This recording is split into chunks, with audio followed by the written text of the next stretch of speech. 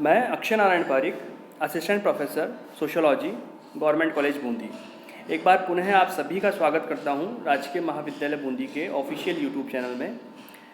प्यारे विद्यार्थियों, आज का ये वीडियो बीए भाग सेकंड के लिए है, जो सेकंड ईयर के विद्यार्थी हैं, जो कोटा यूनिवर्सिटी से संबंधित है, और समाजशास्त्र विषय में प्रश्न पत्र फर्स्ट, सामाजिक विचारक, सोशल थिंकर। तो इसके बारे में आज हम लोग चर्चा करेंगे और जानने का प्रयत्न करेंगे कि विभिन्न सामाजिक विचारकों में जो जीएस घुरिये हैं, उन्होंने किस प्रकार से भारतीय समाज को समझने का प्रयत्न किया है, किस प्रकार से भारतीय समाज के संदर्भ में अपना परिप्रेक्ष्य दिया है। तो चलिए शुरुआत करते हैं। सबसे पहले हम ये जानेंगे कि जो जीएस घुरिये हैं, उनकी जो जीवन चित्रण है, उनका जीवन चरित्र है, वो कैसा रहा है, किस प्रकार से उन्होंने अपने जीवन में विभिन्न कार्य किए हैं, विभिन्न रचनाएं की है, और उन रचनाओं का भारतीय समाज में या ये कहें कि समाजशास्त्र विषय में क्या प्रभाव पड़ा है। तो सबसे पहले जो जीएस घुरिये का जो जन्म है, वो एक सारस्वत ब्राह्मण परिवार में हुआ था। 12 दिसंबर 1893 महाराष्ट्र के मालवा प्रांत में जीएस घुरिये का जन्म हुआ था। और जीएस घुरिये एक ऐसे विचारक थे जो बाल्यकाल से ही बहुत ही कुशाग्र बुद्धि थे। उनका जो शैक्षणिक जीवन है, उनका संपूर्ण जीवन है, वो अत्यंत उच्च कोटि का रहा। उन्होंने सभी परीक्षाएं प्रथम श्रेणी में उत्तीर्ण की, और उसके पश्चात वो जो एमए किया उन्होंने 1918 में, उसके पश्चात अंग्रेजी में एमए की परीक्षा उत्तीर्ण की। कहने का तात्पर्य उनका जो संपूर्ण जीवन है या शैक्षणिक जीवन है, वो बहुत उच्च कोटि का रहा, और सभी में उन्होंने प्रथम श्रेणी में परीक्षाएं उत्तीर्ण की। सबसे पहले जब भी हम समाजशास्त्र विषय भारत में पढ़ने का प्रयत्न करते हैं, तो हमें पता है कि 1919 में जो पैट्रिक गिट्स थे, उन्होंने समाजशास्त्र विषय को सबसे पहले मुंबई विश्वविद्यालय में पढ़ाया या उसके प्रोफेसर नियुक्त हुए थे। और ये वो समय था जब जीएस घुरिये एफिलिएटेड महाविद्यालय में संस्कृत के प्राध्यापक थे, अर्थात संस्कृत विषय वहाँ पढ़ाते थे। परंतु जीएस घुरिये जो गिडेंस थे, उनके भाषणों से बहुत अधिक प्रेरित होते थे और अनवरत उनके भाषण सुनते थे। और ब्रिटिश विश्वविद्यालय में जो समाजशास्त्र में उनकी जो ट्रेनिंग हुई, उसमें गिडेंस ने घुरिये का चयन किया। ये कहा कि घुरिये को मैं बताऊंगा या घुरिये को मैं पढ़ाऊंगा। तो इस सिफारिश पर घुरिये को लंदन भेजा गया। तो घुरिये पहले तो एलटी हाउस के साथ रहे कुछ समय तक, तो उसके बाद WHR रिवर्स के पास अध्ययन किया। इसके लिए वो कैम्ब्रिज विश्वविद्यालय गए और वहाँ उन्होंने अनेक लेख लिखे। और जो WHR रिवर्स के निर्देशन में उन्होंने एथिकल थ्योरी ऑफ कास्ट, इस विषय पर अपना शोध कार्य प्रारंभ किया। परंतु इसी बीच में जो रिवर्स थे, उनका देहांत हो गया, अर्थात उनका शोध कार्य पूर्ण होने के पहले ही उनका देहांत हो गया। तो जो घुरिये थे, उन पर रिवर्स का बहुत अधिक प्रभाव था। जैसे उनकी रुचि जो अनेक मानवशास्त्रीय विषय हैं, चाहे वो नातेदारी हो, प्रसारवाद हो, आदि में उनकी रुचि थी। इसके पश्चात घुरिये कैम्ब्रिज विश्वविद्यालय से डॉक्टरेट की उपाधि करके 1923 में वापस भारत आ गए। अर्थात 1923 में वापस भारत आए और सबसे पहले समाजशास्त्र विभाग मुंबई विश्वविद्यालय में रीडर और विभागाध्यक्ष पद पर 1924 में पैट्रिक गिट्स के बाद नियुक्त किया गया। अर्थात ये प्रश्न छोटे प्रश्नों में पूछा जाता है कि भारतीय समाजशास्त्री सबसे पहले पैट्रिक गिट्स के पश्चात जीएस घुरिये थे, जिन्होंने 1924 में मुंबई विश्वविद्यालय में विभागाध्यक्ष के रूप में ज्वाइन किया या उन्हें नियुक्त किया गया पैट्रिक गिट्स के पश्चात। इसके 10 वर्ष बाद 1934 में उनको प्रोफेसर का पद प्राप्त हो गया, अर्थात वो प्रोफेसर बना दिए गए, और 1959 में वो रिटायर हो गए वहाँ से। तो जो उनकी प्रतिभा थी, उनकी प्रतिभा को देखते हुए मुंबई विश्वविद्यालय ने एक नवीन पद प्रोफेसर एमिरेटस का प्रावधान करके यह 1960 में प्रदान किया गया। अर्थात केवल उनकी प्रतिभा को देखते हुए, केवल उनके ज्ञान के लिए कि मुंबई विश्वविद्यालय को उनका ज्ञान अनवरत मिलता रहे, इसलिए एक नया पद सृजित किया गया एमिरेटस का। और 1960 से लेकर 1983 तक, उनकी मृत्यु तक, वे उस पद पर एक कर्मठ कार्यकर्ता की तरह कार्य करते रहे। और उन्होंने अपने जीवन काल में 30 पुस्तकें अंग्रेजी में और 1 पुस्तक मराठी में भी लिखी। और जो उनकी तत्कालीन पुस्तक 1980 में लिखी उन्होंने, the burning cauldron of north east India, 1980 में उनकी पुस्तक लिखी। और घुरिये ने लिखा है कि वेस्टरमार्क की जो पुस्तक है हिस्ट्री ऑफ मैरिज उन्हें समाजशास्त्र के लिए प्रभावित किया, कि जो एक संस्कृत के प्रोफेसर थे, संस्कृत विषय के ज्ञाता थे, वो किस प्रकार से समाजशास्त्र की तरफ आकर्षित हुए, तो उनको वेस्टरमार्क की पुस्तक हिस्ट्री ऑफ मैरिज ने काफ़ी प्रभावित किया। और एमए स्तर के लगभग 800 विद्यार्थियों को शोध कार्य का निर्देशन उन्होंने प्रदान किया, और उनके निर्देशन में 87 विद्यार्थियों ने डॉक्टरेट की उपाधि के लिए शोध कार्य किया। तो एक बहुत बड़ी संख्या है कि लगभग 87 विद्यार्थियों ने उनके अंडर पीएचडी का कार्य किया, डॉक्टरेट की उपाधि ग्रहण की। और जो उनके शिष्य थे, जो कि विश्व स्तर के समाजशास्त्री बने, जिन्होंने अनेक थ्योरी दी, जो सिद्धांत दिए, समाजशास्त्र में अपना योगदान दिया, और एक ऐसा योगदान जो कि भारतीय समाजशास्त्र को भारत में स्थापित करने के लिए बहुत महत्वपूर्ण था। इनमें M N. Srinivas, Mysore Narasimhachari Srinivas, K M. Kapadia, A R. Desai, Y V. Damle, M S A. Rao आदि। तो ये विश्व स्तरीय जो समाजशास्त्री थे, जिन्होंने भारतीय समाजशास्त्र को विश्व स्तर तक लेके गए, ये उनके कुछ शिष्य हैं। तो जो घुरिये हैं, अनेक प्राध्यापकों को भी यहाँ उन्होंने शिक्षा दी, और जो 45 से 50 के बीच में एंथ्रोपोलॉजिकल सोसाइटी ऑफ बॉम्बे के अध्यक्ष भी रहे। तो भारतवर्ष में समाजशास्त्र के विकास और विस्तार के लिए एक बहुत ही महत्वपूर्ण विचारक, ऐसे विचारक जिन्होंने भारतीय समाजशास्त्र को स्थापित करने में अत्यंत महत्वपूर्ण योगदान दिया, और इन्होंने इंडियन सोशियोलॉजिकल सोसाइटी की स्थापना भी की, और अपने ही इनके तत्वाधान में भारतीय स्तर की प्रथम समाजशास्त्रीय पत्रिका सोशियोलॉजिकल बुलेटिन का प्रकाशन शुभारंभ किया, जो आज की पत्रिकाओं में गिनी जाती है। और 1966 तक इसके ये प्रथम अध्यक्ष रहे। जो सोशियोलॉजिकल बुलेटिन है, इसका प्रकाशन जी.एस. घुरिये ने ही इसका शुभारंभ किया था, और 1966 तक इसके ये प्रथम अध्यक्ष रहे थे। जी.एस. घुरिये, जो कि भारत में समाजशास्त्र को एक महत्वपूर्ण विषय के रूप में स्थापित करने में अपनी कार्यकुशलता से, वैज्ञानिक सोच से, लेखन से, निर्देशन की अभूतपूर्व क्षमता से, तो इन सभी कार्यों से एक कम समय में भारतीय समाजशास्त्र को, या भारत में समाजशास्त्र को अल्पकाल में ही, कम समय में ही बहुत अच्छा स्थान दिलवाया, उचित स्थान दिलवाया, और भारतीय समाज से संबंधित जो समाजशास्त्रीय शोध हैं, सिद्धांत हैं, उनके निर्माण द्वारा समाजशास्त्रीय साहित्य का विकास किया। और इनके शिष्यों ने, जो कि इनके अंडर, इनके निर्देशन में कार्य किया, उन्होंने अंतर्राष्ट्रीय स्तर पर भारतीय शास्त्रियों की समृद्ध पीढ़ी का एक विकास किया। तो घुरिये के संबंध में एक बार डी.पी. मुखर्जी ने कहा है कि आज घुरिये ही एकमात्र भारतीय समाजशास्त्री हैं, अन्य भारत में समाजशास्त्री हैं। तो डी.पी. मुखर्जी ने एक बहुत बड़ी बात जी.एस. घुरिये के लिए कही कि जो भारतीय समाजशास्त्री हैं वो केवल जी.एस. घुरिये हैं, और जो सभी हैं वो भारत में रहने वाले समाजशास्त्री या भारत में समाजशास्त्री हैं। क्योंकि जी.एस. घुरिये ने अपनी अध्ययन विधियों में, अपने अध्ययन में, अध्यापन में, लेखन में, सभी चीज़ों में भारत के समाजशास्त्र को या भारतीय समाजशास्त्र को सबसे आगे रखा। तो इस प्रकार से जी.एस. घुरिये ने का जीवन जो था वो बहुत ही ऐसा रहा भारतीय समाज के लिए या भारतीय समाजशास्त्र के लिए, जो कि भारतीय समाजशास्त्र को ऊंचाइयों पर लेकर गया, और साथ ही भारतीय समाजशास्त्र को विश्व स्तर पर स्थापित करने में उनका महत्वपूर्ण योगदान रहा। अब हम लोग जो जी.एस. घुरिये की कुछ महत्वपूर्ण कृतियां हैं, जो उनकी बुक्स हैं, उनकी रचनाएं हैं, जो कि उनका योगदान भी हम कह सकते हैं, कि भारतीय समाज में या भारतीय समाजशास्त्र में जी.एस. घुरिये ने जो अपनी रचनाओं के द्वारा योगदान दिया है, भारतीय समाज को समझने का प्रयत्न किया है, वो तो उनकी कुछ रचनाओं के बारे में, जो कि उनकी महत्वपूर्ण कृतियाँ कहलाती है, उनके बारे में हम लोग थोड़ा थोड़ा पढ़ेंगे कि किन किन पुस्तकों में उन्होंने किन के बारे में चर्चा की है, किस प्रकार से भारतीय समाज को समझने का प्रयत्न किया है। तो पहला है द शेड्यूल ट्राइब्स। उनकी जो बुक थी द शेड्यूल ट्राइब्स 1963 में उन्होंने लिखी।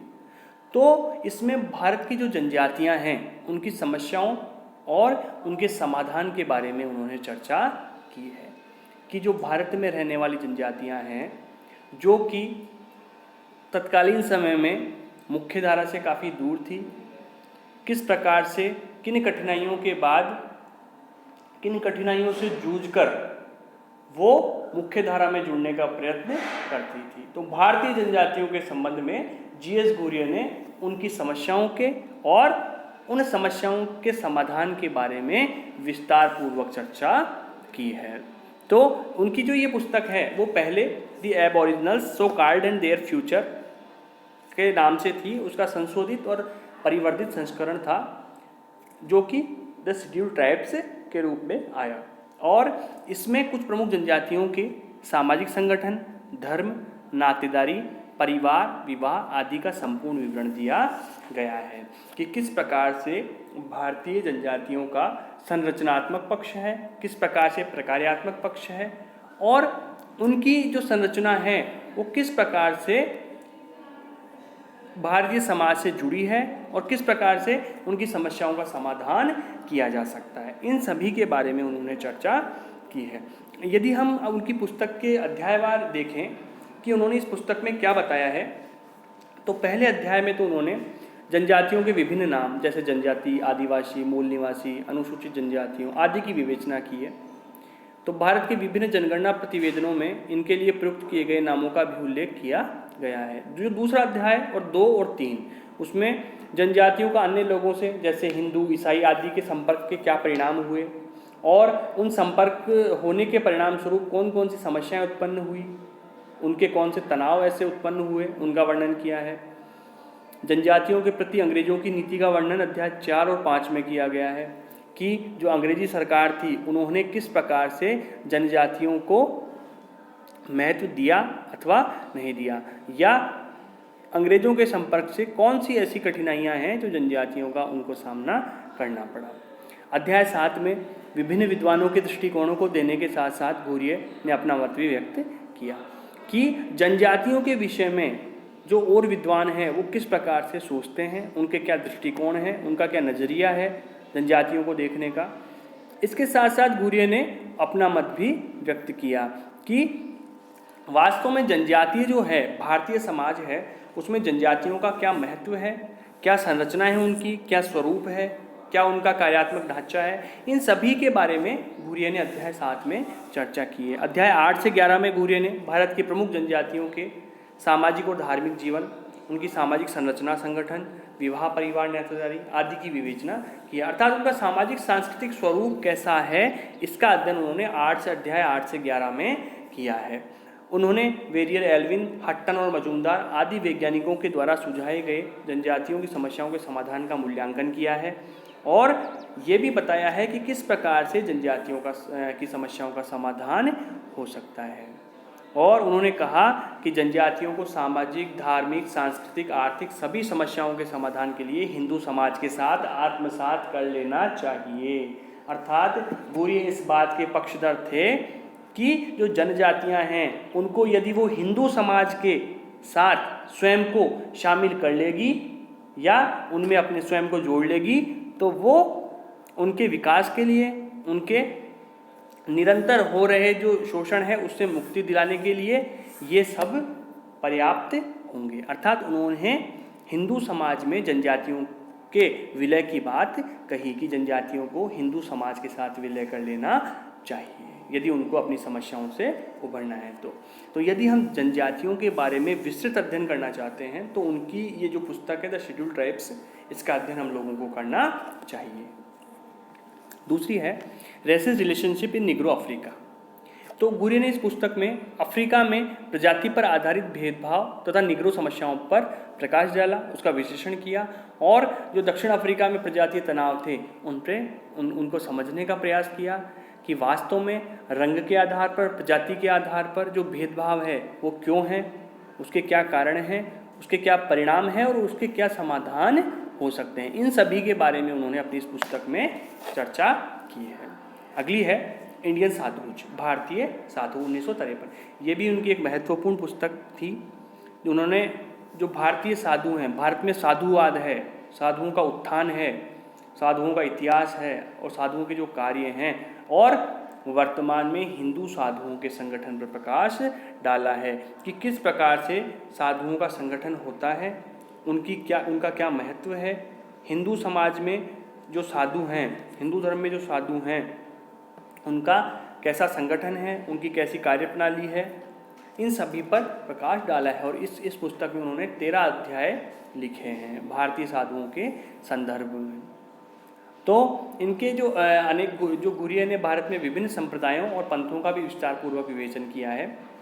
भारत के प्रमुख साधु पंथों, शंकर संप्रदाय के साधुओं या दशनामी नागा साधु, लड़ाकू साधु, नाथपंथी, कनफड़ा जोगी, बैरागी, वैष्णव साधु, सुधारवादी सन्यासी, केतु समुदायी नागा, लड़ाकू बैरागी, इन सभी साधुओं का उन्होंने विस्तृत विवेचन विश्लेषण किया है और इनके बारे में विस्तृत जानकारी अपनी इस पुस्तक भारतीय साधुज में दी है। अगला है सिटीज एंड सिविलाइजेशन। ये भी इनकी एक महत्वपूर्ण कृति है, नगर और सभ्यता। 1962 में ये पुस्तक प्रकाशित हुई।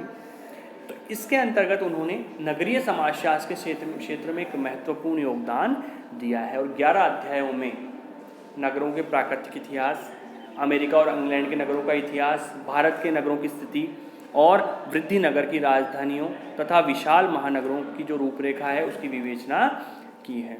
और अंतिम अध्याय में जो मुंबई नगर है उसके संबंध में सविस्तार विवेचन किया है कि जो वास्तव में नगरीय सभ्यता है, नगरीय समाज है, वो किस प्रकार से उनकी विशेषताएं हैं, किस प्रकार से वो ग्रामीण समुदाय से भिन्न है और ऐसी कौन सी चीज़ें हैं आधुनिकीकरण के परिणाम स्वरूप या ये कहें कि जो वर्तमान परिस्थितियां हैं उनमें नगरों की क्या स्थिति है, उनका संगठनात्मक ढांचा क्या है, इन सभी के बारे में उन्होंने चर्चा की है नगर और सभ्यता पुस्तक में। अगला है मानव शास्त्रीय समाजशास्त्रीय पत्र, एंथ्रोपोलॉजिकल सोशियोलॉजिकल पेपर्स, 1963। जो गुरिया ने समय समय पर पत्र पत्रिकाएं, लेख मानव शास्त्र और समाजशास्त्र विषय में संबंधित लिखे और जो विभिन्न पत्र पत्रिकाओं में प्रकाशित हुए उनका संकलन उन्होंने एक स्थान पर एंथ्रोपोलॉजिकल सोशियोलॉजिकल पेपर्स पुस्तक में किया है।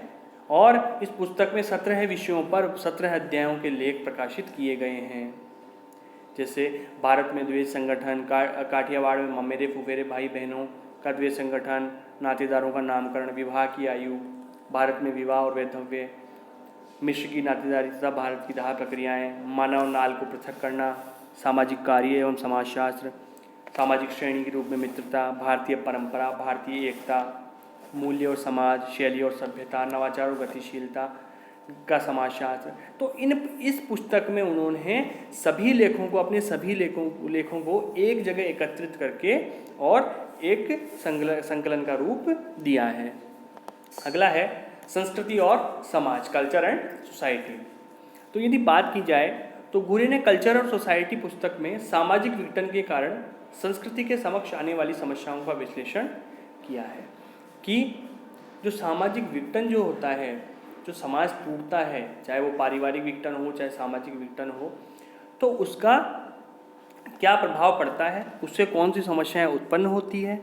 और एक हवेली तालुका के 111 गांवों का उन्होंने लोक नगरीय फोक अर्बन कॉन्टिन्यूम की परंपरा में पारिस्थितिकी को ध्यान में रखकर अध्ययन किया है और इस पुस्तक को प्रकाशित किया है। जनसंख्या के आधार पर गांवों का वर्गीकरण किया है।